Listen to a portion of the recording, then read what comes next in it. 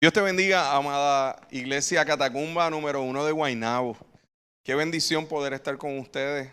Obviamente me encantaría estar allí y abrazarlos a todos. De verdad que les extraño un montón. Y sabemos que durante estos últimos meses pues habíamos estado bastante cerquita. Eh, Así que me da tanta nostalgia y tanto deseo de estar con ustedes. Saludos a todos los pastores, saludos a Jorgito, y Goyin, a Lisette, a Willy. Gracias por el privilegio de poder compartir con ustedes en este tiempo. Quiero compartir contigo una palabra que el Señor puso en mi corazón para ustedes. Sé que es un domingo que es luego del domingo de resurrección y creo que es un domingo donde los discípulos están aguardando a algo a lo que Jesús les dijo. Jesús les dijo que esperaran, que tomaran un tiempo y que fueran al mismo lugar donde Jesús había estado con ellos en esa última cena. Fueron allí a Jerusalén y que esperaran. ¿Cuán difícil es esperar? Yo creo que todos los que estamos viendo esto sabemos lo difícil que es esperar con todo esto de la cuarentena, esperar en la casa, tener que esperar a ver que nos den noticias. Y la espera, usualmente dicen por ahí que desespera, pero la espera en el Señor nos, nos dirige hacia un nivel de crecimiento y un nivel del carácter de Dios que es profundamente glorioso. Así que en esa espera, ellos estuvieron aguardando la manifestación del poder del Espíritu Santo. Y luego de esa manifestación del poder del Espíritu Santo, luego de ese Hechos 2 tan poderoso, donde vino ese viento recio y el lugar donde estaban tembló, los discípulos se dispusieron a ir a predicar la palabra. Y de ese verso es que quiero compartirte. Hechos capítulo 2, verso 22 al 24 dice así. Esto era lo que estaba diciendo Pedro. Esto fue lo que salió de los labios de Pedro luego de esa llenura del Espíritu. Pueblo de Israel, escucha.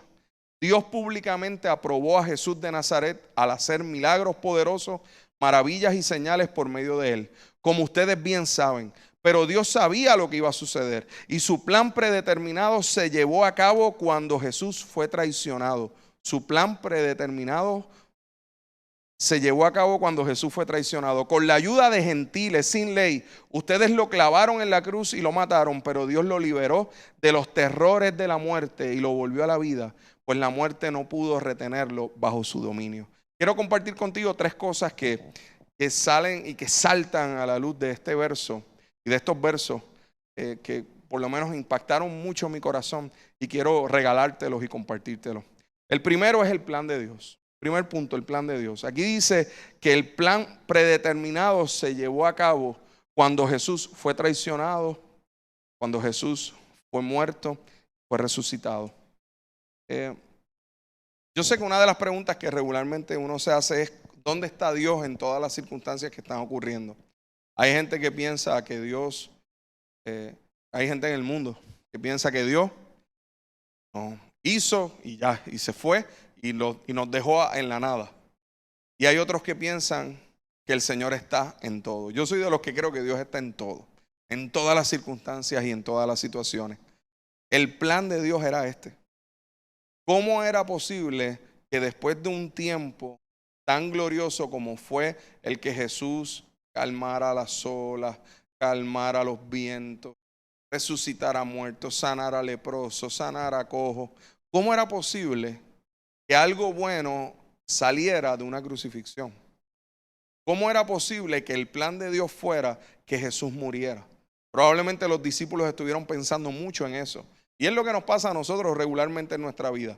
Que a veces cuando nos ocurren cosas que no esperamos, lo primero que pensamos es, realmente, qué bueno Dios va a sacar de esto. Qué bueno Dios va a sacar de que esté desempleado. Qué bueno Dios va a sacar de que las circunstancias en mi vida no hayan salido como yo esperaba. ¿Qué Dios va a sacar de este momento de dolor que estoy sufriendo? Sin embargo, nos muestra el momento más horrible y oscuro de la humanidad, que fue la crucifixión. Dios sacó lo mejor. Y eso fue lo que quiso enseñarle a los discípulos.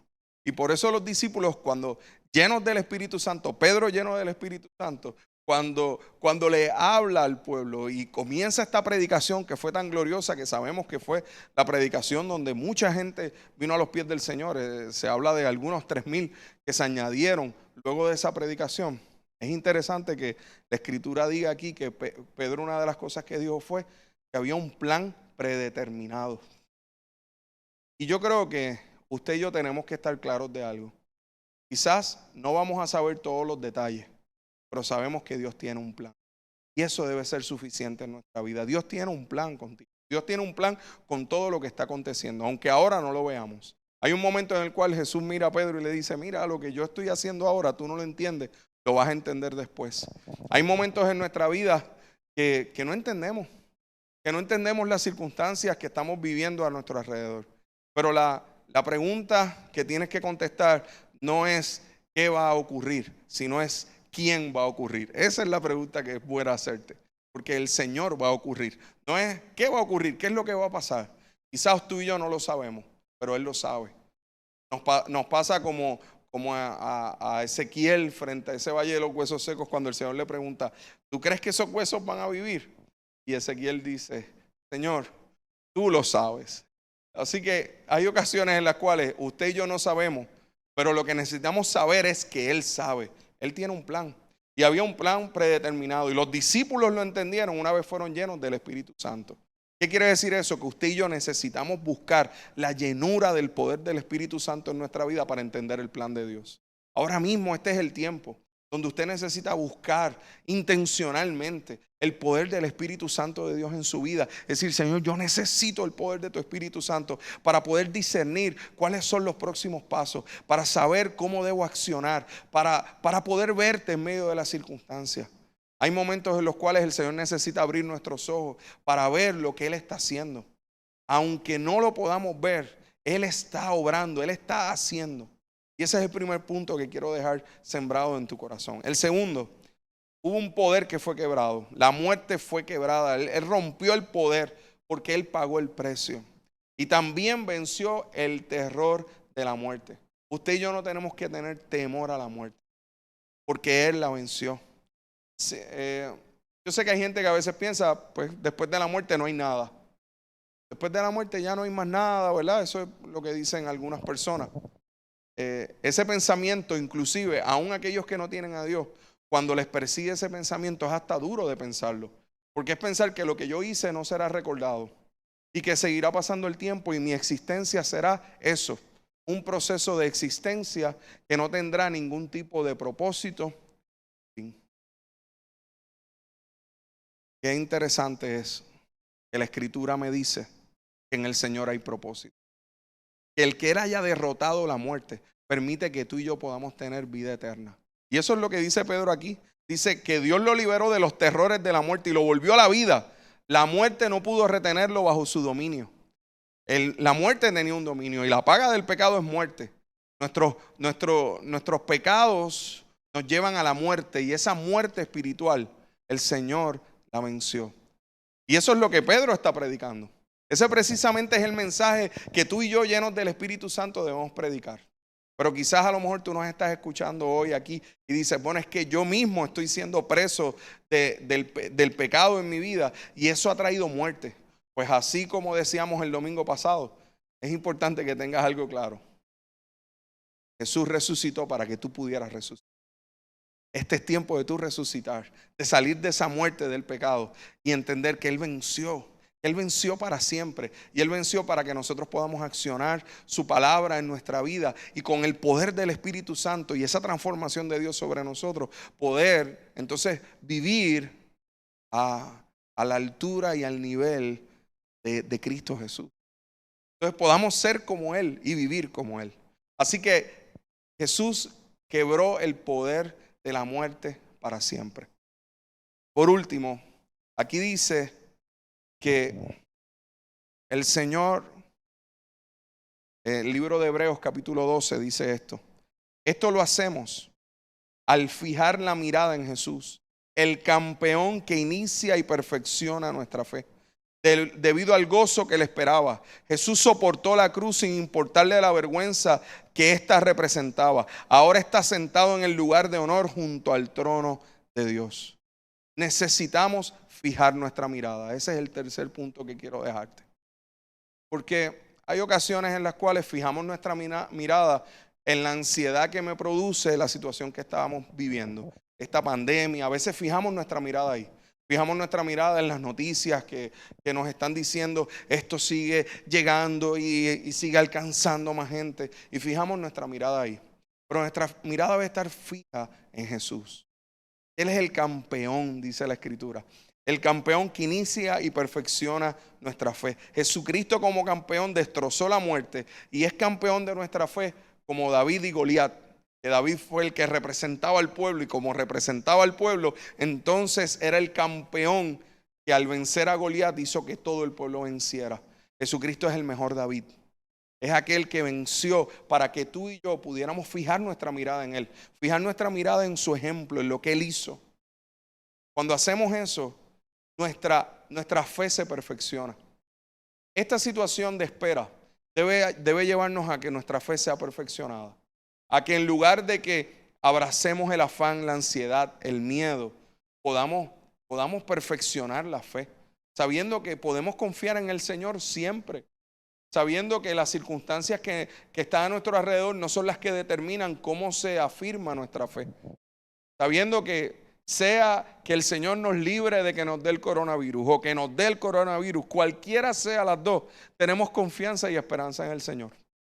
Y yo sé que se oye fuerte eso que le estoy diciendo, porque a veces se piensa, pues no me va a tocar. No, el Señor no ha prometido que no te va a tocar. El Señor ha prometido que si te toca o no te toca, no importa, Él va a estar contigo. Y eso es suficiente. Y si Él está con nosotros, hermanos, el Señor tiene el control de todas las cosas, porque hay un plan, porque el poder fue quebrado y porque podemos fijar nuestra mirada en Él. Cuando tú fijas tu mirada en Él, entonces eres transformado. Quiero dejarte con esta última palabra. 1 Corintios capítulo 15, versos 54 al 58 dice: entonces cuando nuestros cuerpos mortales hayan sido transformados en cuerpos que nunca morirán, se cumplirá la siguiente escritura: la muerte es devorada en victoria. Oh muerte, ¿dónde está tu victoria? Oh muerte, ¿dónde está tu aguijón? Pues el pecado es el aguijón que termina en muerte y la ley le da al pecado su poder. Pero gracias a Dios, Él nos da la victoria sobre el pecado y la muerte por medio de nuestro Señor Jesucristo. Por lo tanto, y este es el consejo más importante. Recuerda, Cristo nos ha dado la victoria sobre la muerte y sobre el pecado. Por lo tanto, mis amados hermanos, permanezcan fuertes y constantes. Trabajen siempre para el Señor con entusiasmo, porque ustedes saben que nada de lo que hacen para el Señor es inútil. Nada de lo que haces para el Señor es inútil. Cuando estás viviendo al amparo de la resurrección y del poder que destrozó la muerte y el pecado. Abraza la palabra en este tiempo. No dejes que la espera te desespere, sino que la espera provoque firmeza de carácter y provoque la llenura del Espíritu en tu vida. De tal manera que puedas mirar fijamente al campeón que perfecciona, pues, que tu fe sea perfeccionada en este tiempo. Que puedas junto con los discípulos llenos del Espíritu Santo reconocer lo glorioso y lo precioso del plan de Dios. El poder que destrozó todo y la transformación del Espíritu en nuestra vida que permite que podamos llegar. Quiero orar por ti. Pedirle al Señor que bendiga tu vida. Y si tú nos estás viendo por primera vez, te estás conectando, necesitas abrir tu corazón al Señor, este es el momento. Abre tu corazón al Señor. Y escribe aquí al Facebook: yo necesito a Cristo. Yo necesito fijar mi mirada en Él. Yo necesito creer que ese poder es suficiente para vencer cualquier circunstancia de pecado en mi vida. Y te aseguro que una vez lo hagas, vas a experimentar el poder del Espíritu Santo de Dios. Escríbelo aquí mismo, di: yo necesito el poder del Espíritu. Necesito fijar mi mirada en Él. Yo necesito no fijar mi mirada en las circunstancias, sino fijar en Él. Así que quiero orar por ti. Padre, en el nombre de Jesús, te ruego que bendigas de forma especial a todos aquellos que están ahora mismo viendo este video y este tiempo.